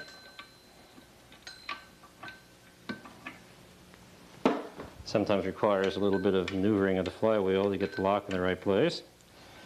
There. And now don't over tighten the pulley nut, because if you ever want to get it off again, it can be a real chore. Tighten it down to where it's snug. And now we have our CAD-plated pulley nut and washer, all attached. The engine is now about halfway built. Next step is to put the cylinders and pistons on, add the fuel pump, the generator stand, and all the sheet metal. And we'll eventually tighten the newly surfaced flywheel back down here, next edition of this tape. So right now we're going to take a break, have a beer, and go get something to eat.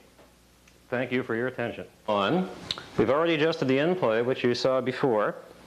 So the first thing to do is to get out a nice clean rag or paper towel, clean off the dowel pin area of the crankshaft, and likewise of the flywheel, which we've already done.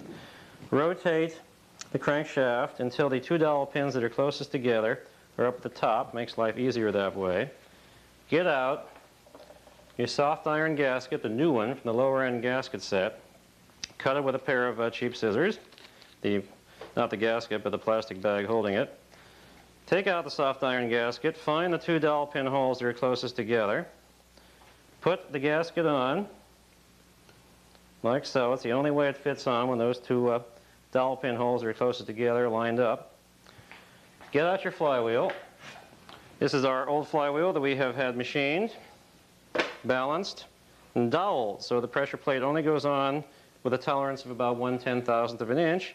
And when we balance the pressure plate, everything stays balanced. It's marked here. And the pressure plate has a mark on it likewise. You can line the two marks, and that way everything stays in balance.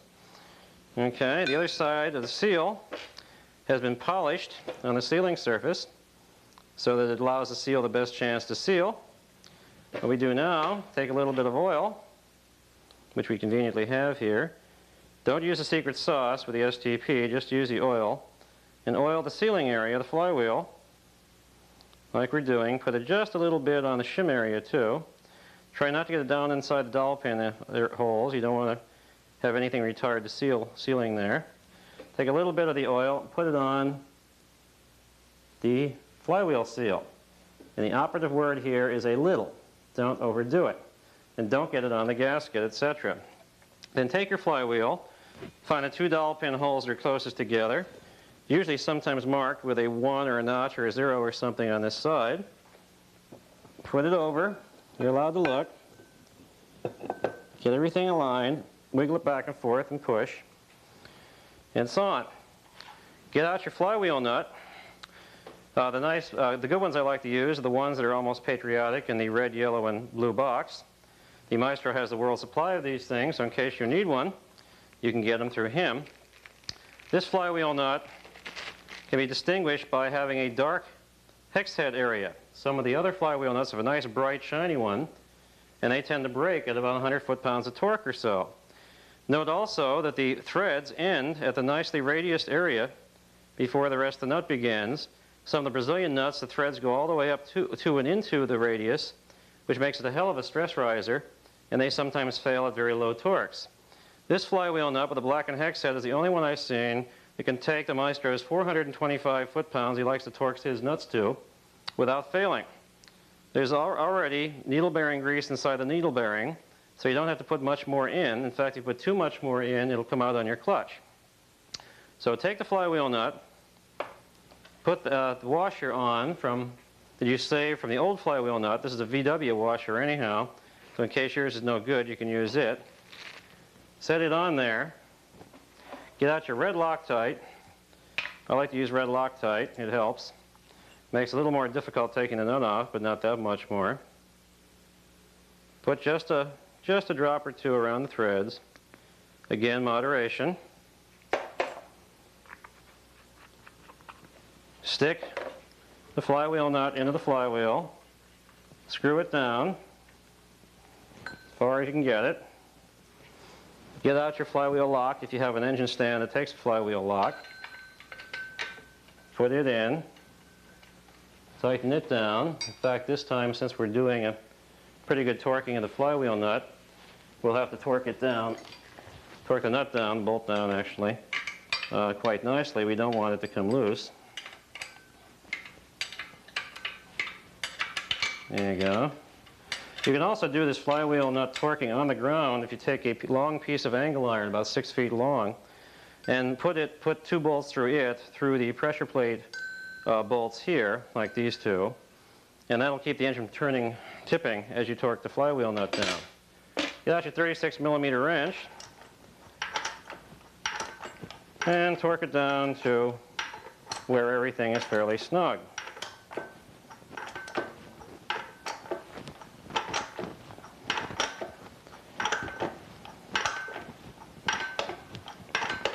Like that. Now on this engine stand, this factory engine stand, you can't really torque the flywheel too effectively with the arms here. So we have to turn the engine over so it's upside down. But if we do that, the distributor drive gear that's inside the third piece here can fall out. So we're going to stick the distributor in temporarily to make sure it doesn't fall out. And while we're doing this, we also take our CAD-plated fitting that fits inside the case, the oil return line, and put it in. Note that it has two ends, one with the somewhat beveled side and one without, just flat and big. Beveled side is where the line attaches. This side goes in the case. So you put this side in the case. It's 11mm on the threads. So we get out our 11mm wrench.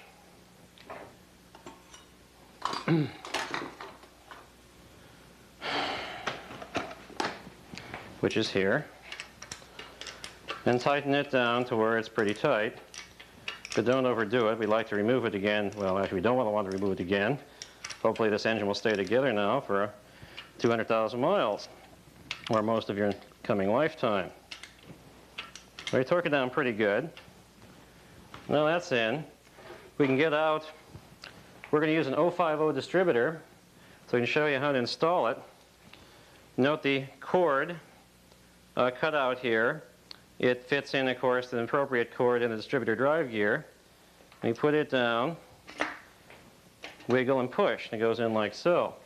Before we put that in, however, we have to put our distributor bracket, which we had plated, in place. The bolt through the bracket takes a washer on both the bolt head side and the nut side.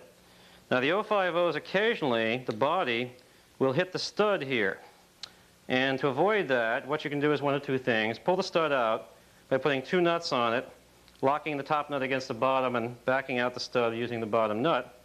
Either grind down or have a machine shop cut off part of the stud, don't need much, about 1/8 of an inch, or put a short bolt from a camshaft, say, in to replace the stud. And that'll allow clearance with the bottom of the 050 distributor. We put the drive on, or the clamp, distributor clamp on, and it can go either of two ways. This way, which is wrong, or this way, which is right. We line things up with the tab, push down, twist the rotor until everything falls into place like that. And we tighten the nut down. It's a 10mm nut. You sometimes have to have 2 wrenches. Don't have to set the timing right now because we'll probably just pull up this distributor afterwards to allow access to the lines. But when I turn the engine over, this will then prevent the distributor drive from falling on the floor and making its reinstallation a requirement. Get out. We can torque the clamp down properly. So we'll put a 12mm or a 13. Actually, originally they used 14 on the third piece there. But 14mm nuts are at premium right now, and you may just want to use a 13. It's very hard to tell. Pull the distributor up a little bit, put the nut on like so. We'll have to use an open-end wrench to get in there usually, and tighten down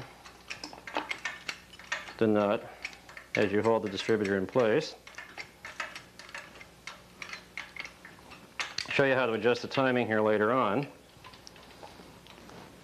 And that'll hold everything in place for the time being while we torque everything down, i.e. the flywheel nut.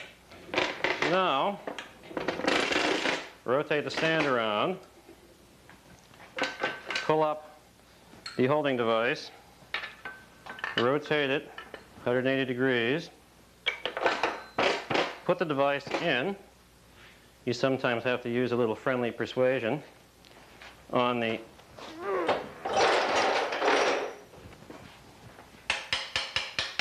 like so. And we're almost all set to go.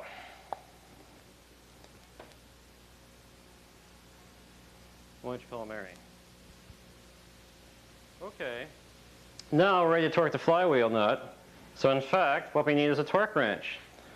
And here we have the Maestro's B52 electric torque wrench, which is a 0 to 600 foot-pound torque wrench, calibrated like so. Electric, as a little light comes on when the proper torque is reached. And this is really the right wrench that you should have, though very few people do. You can also use the calibrated body technique, whereby if you weigh 150 pounds, you can stand 3 feet away, and the flywheel nut, when you're parallel to the ground, parallel to the horizontal, that's 450 foot-pounds. I set the torque on this to 425 foot-pounds. That's what I like to torque my nuts to. And now we have to call for a groupie from the audience. Okay, groupies, let's see, you over there. Okay, come on over. Oh, you look good. Pick me! All right, you're picked. Come on. Assume the position. Oh, gladly. She stands on the stand so it doesn't tip over. And now we put the wrench on the flywheel nut. Torque it down a little bit. Has a ways to go. Like so. And now, if we've done this all right, the light should come on.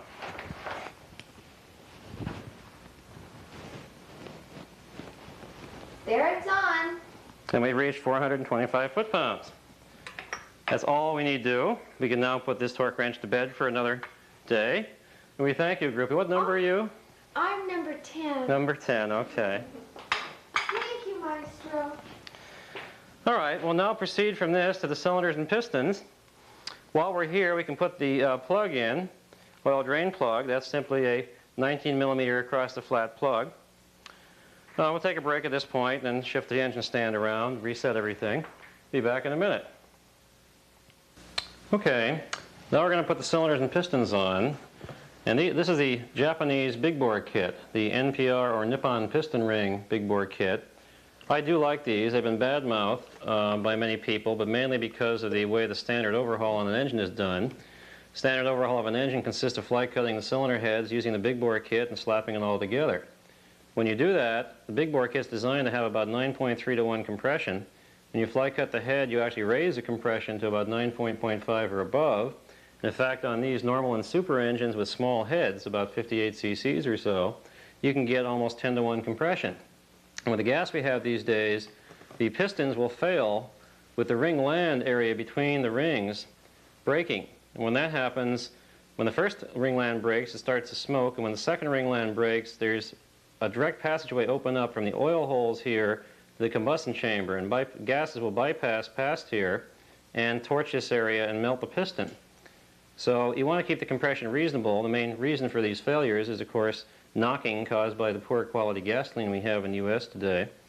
So what I have is a computer program that calculates the compression ratio based on the head volume, the piston cylinder type used, and the number of shims used, and selects how many shims we have to maintain the compression ratio between about 8.6 and 8.9 to 1.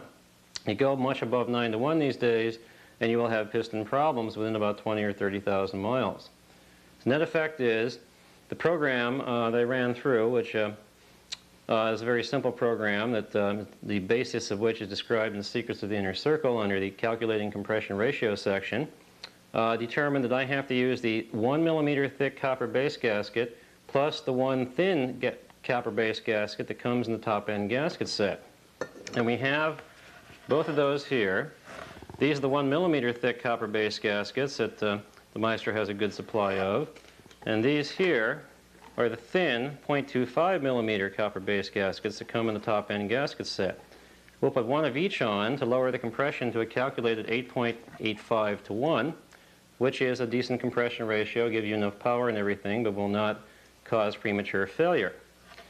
One more thing I should mention, well, two things actually. One, every Porsche piston will have an arrow pointing towards, well, that side, say. This arrow should always point towards a flywheel. In every case, and no matter how the pistons are arranged, this arrow should point towards a flywheel. Secondly, the big bore kits have either a yellow dot or a black dot on them. Refers to size, etc. So try and keep all the different pistons together, make sure they all have the same type of dot. Within a given set, the information that comes in the big bore kit says you can interchange any piston within any cylinder in the kit, but I try and keep the pistons and cylinders together. Now, I balance these pistons to within 1/10 of a gram. You can balance them by removing mass off of the inside skirt area here, but I buy pistons in quantity, piston cylinder sets in quantity, take the pistons out, weigh them all, and by the law of large numbers, if you have a large number of sets, you can get pretty much them all balanced by rearranging the pistons and cylinders. And of course, the piston and cylinder goes together when you move them around, and get pretty much 9 balanced sets out of 10 sets, say, all balanced within 1/10 of a gram. If they're not, then you can remove a little bit of mass around the inside here and get them balanced very nicely. They normally come balanced within 2 or 3 grams. I've never seen a big bore kit out more than 5. I've seen stock sets out 15 grams or more. We recently had a Molly set that was out 23 grams and could not be balanced. Okay, so what you do is you decide which side you're going to put on where, so you can arrange the wrist pins and everything, and then get out a piston, get out the snap rings, retaining rings for the pistons. Come in a little plastic bag like this. Open the plastic bag, take out snap rings, lay them out someplace. Take out a piston, decide which side it's going to go on. This piston is going to be number 1, this number 2, 3, and 4. Number 1 goes on with a wrist pin going out that way, going in like so. So we push it out that way. Take our wrist pin retainer and installation device, which is merely a pair of pliers. Now the wrist pin retainer has a smooth beveled side and a sharp edge bevel side. The sharp edge should go towards the outside, making it all the more harder for the wrist pin retainer to snap out of its groove. So we always put them in that way. That's one of the little tricks you won't find in any book except the Maestro's book. You squeeze it very gently here with a pair of pliers, just so it fits in. Get it so it's in the groove. There's a little groove inside there. You can use the edge, snap, and rotate the circlip to where it's down at the bottom. You're done with that one. Go to the next one. Arrange the arrow to point towards the flywheel. This is number 2. The wrist pin goes in from this side. Usually you can push these out with your finger. Occasionally you'll have to use the wrist pin removing device to get them out far enough. And again, check which side of the retainer is the sharp side and put it in like so. Now we won't bore you with all 4 of these, so we'll take a slight break here. While we put all 4, you can actually push the wrist pin back and use it to center the wrist pin retainer in the groove like so, and then rotate the wrist pin retainer to where it's down at the bottom, and we have completed the second one. We'll take a slight break and put all the wrist pin retainers in, the other 2, and then I'll show you how to clean them. We've got the all 4 retainers, 1 per piston in each piston. Now we're going to clean the cylinders. Now you might think those cylinders are pretty clean. You take your WD-40 can, spray in some WD-40, get out your nice cleaning device, a rag or paper towel, make sure it's clean, and take and wipe out the inside of the cylinder. Marvel at the amount of dirt that one finds on this nicely looking cylinder. Take the WD-40 and do it again. Take the other side of the rag or paper towel, another clean side of it, wipe it out, and marvel again at the amount of crud. Take a new clean rag or paper towel. You're going to go through a lot of rags and paper towels. You want to do a good job. And the third time is usually the charm. You can usually not get much crud out of here the third time. It should be fairly clean, and it is. So 3 times through on the cylinders, and do all 4 because all 4 are dirty. They have machining dust, etc. They have dust from the factory where they were made. It may be authentic, original Japanese dust, but it's dust nonetheless. You take and do it twice, and then you do it a 3rd time to be sure. And look at how dirty the paper comes out. That kind of dirt would remain in your engine to wear your rings, etc. I find it's better that you get it out, that you don't leave it in there. All right, now things are clean. We get out 1 of each of the shims, 1 thick shim, 1 thin shim. I find it better to have first thin shim installed, and the shim is not, the cutouts on the shim for the studs are not symmetrical. So you have to look down the cylinder and make sure that when you put the shim on that the cutouts go where the cutouts in the cylinders are. And take your thick shim, it's of course got a beveled area and a non-beveled area. Put the beveled area on top. Again, you got to arrange it so that its cutout match the cutouts in the cylinders. Put it on like so. Keep the cylinder and piston together. Do the same thing with the other one. We'll show how to put one side of cylinders and pistons on and let you use your imagination for the other side, or this videotape is going to be 15 hours long, and nobody but Hunt brothers could afford it. In fact, they probably can't afford it now since they're going to be broke pretty soon. All right, now get out the secret sauce, cut it with a little more oil, and I'll put the secret sauce on the cylinder, but we use just straight oil on the piston once the piston's installed. That seemed to be the happy medium I found through use that works out better that way. So coat the cylinder fairly liberally with the diluted secret sauce, and then we'll show you how to put the pistons on. So that will be the next step.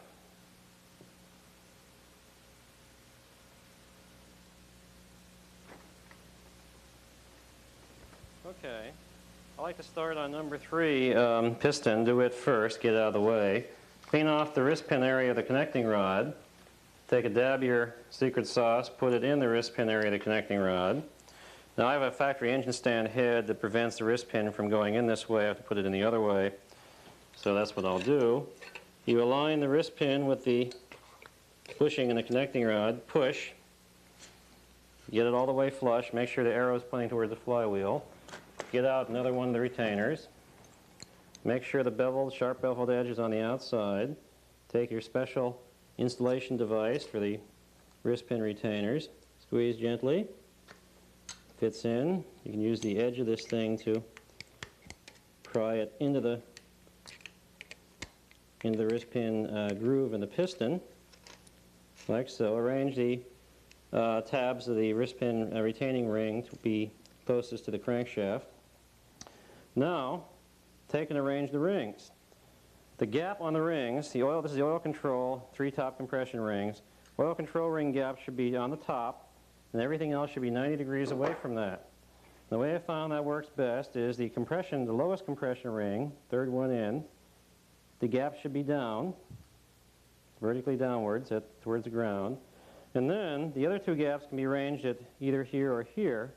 But I found it's best to put the gap of the middle compression ring towards the exhaust valve. That's to help it run cooler.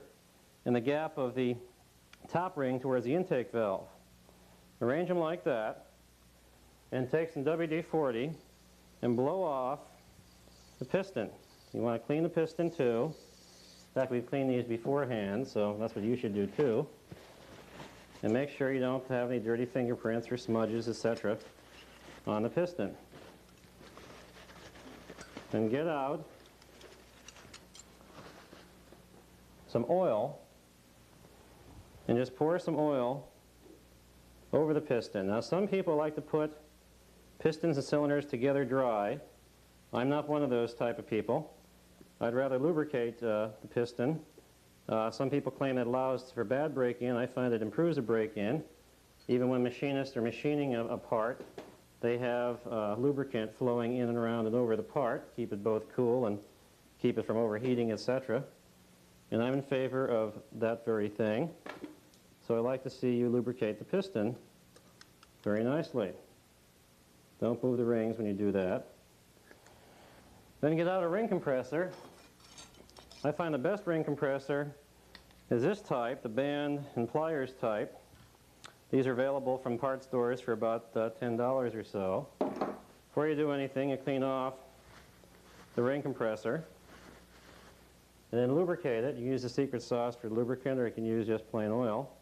Helps for it to slide around the rings then. Slide it over the piston like that. Get out the pliers. Put it in the grooves of the band. Tighten it down. Make sure you get all 3 compression rings in that band. Now some of these pliers tend to snap loose too. And you have to be very careful with it. And here's where dexterity plays a role. You get the cylinder. Note the cutout, the flat part of the cylinder, doesn't have as many fins as this side. That always goes towards the middle of the engine. Put it on wrong, you won't get the other cylinder on. Slide it carefully over the studs. Grab a hold of your wrist pin or your snap ring compressor, piston ring compressor. With your knee to support everything, give it a little love tap with your hand. Being careful because you want to not hit the oil control ring too terribly hard. This band is not big enough to compress everything at the same time.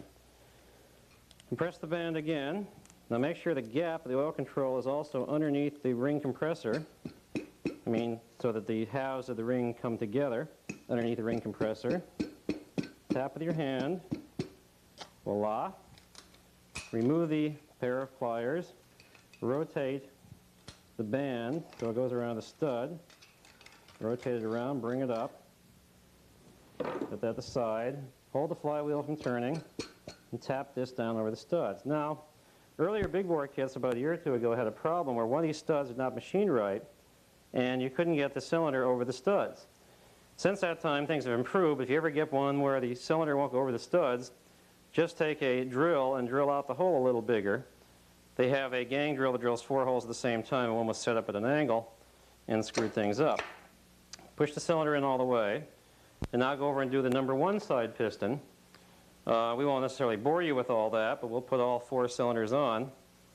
So if you want to pause for a moment, go out and get something. We'll be back in a second.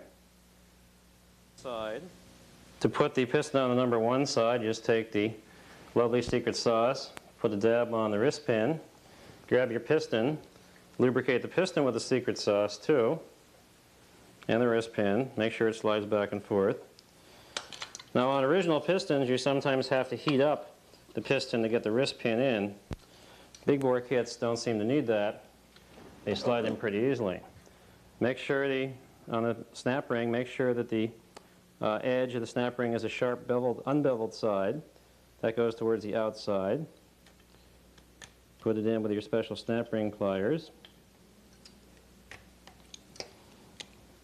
You can pry it in, push it in like so.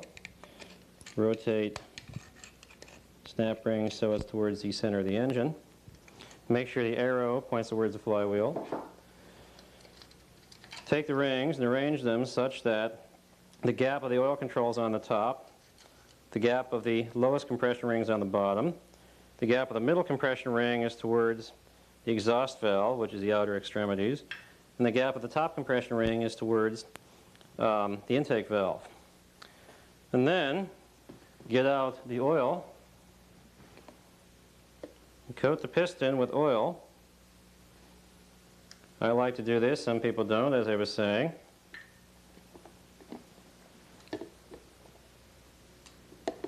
I think it leads to much better break-in when things are lubricated. In fact, one of my recommendations on break-in is that you take 2-stroke motorcycle oil and put it in the gas at a ratio of about 1 pint or half a quart per 10-gallon fill-up. And of course, be sure to put it in the gas at the gas station. Just don't dump it in or you'll follow your spark plugs. And then put the gas in so it mixes the oil. Take your ring compressor, put it over the top compression rings, tighten it down a bit. These things are a little touchy. They can snap back at you, fall off on the floor. Take the cylinder, it's been lubricated with the secret sauce, put the cutout towards the middle of the engine, feed it gently. Now I have to come around here. And now I show you where dexterity plays yet another role. Tighten the compressor down a bit. Tap the cylinder. Stop before you hit the oil control ring. Move the ring compressor down to the oil control ring. Tighten. Hit the cylinder. Take off the band and strap. Now you'll have to go over and clean the other 2 cylinders before you put them on, and we won't bore you with that. But you crank the engine over now to where the other rods come out, and we'll put them on.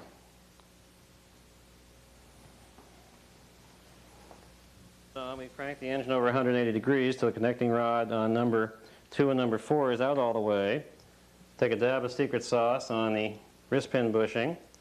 Put a dab of secret sauce on the wrist pin itself. Already got the retainer in. Make sure it moves back and forth. Make sure the arrow points to the flywheel. Take piston, feed the wrist pin to the connecting rod bushing. Push inside. Get 1 of 2 remaining wrist pin clips. Again, make sure that the bevel, the sharp edge is to the rear, well, to the outside.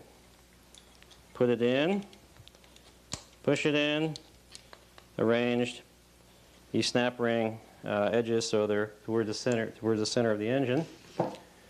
Get out your last remaining piston, lubricate it, lubricate the wrist pin. We'll rotate the engine stand here so you can see a little more of this. Lubricate the wrist pin bushing. Take the piston, make sure the arrow points towards the flywheel. Stick it in. Push the piston pin in. The wrist pin, take your last retainer, sharp edge out. Put it in, push it in, Rotate it around and make sure it's in the groove. Put the ears on toward the center of the engine. Take some paper towels, clean our rag, clean off the piston. Arrange the rings, oil control on the top, lowest compression ring gap on the bottom, middle compression ring gap towards the exhaust valve, top compression ring gap towards the intake valve. Do that on the other side while you're here.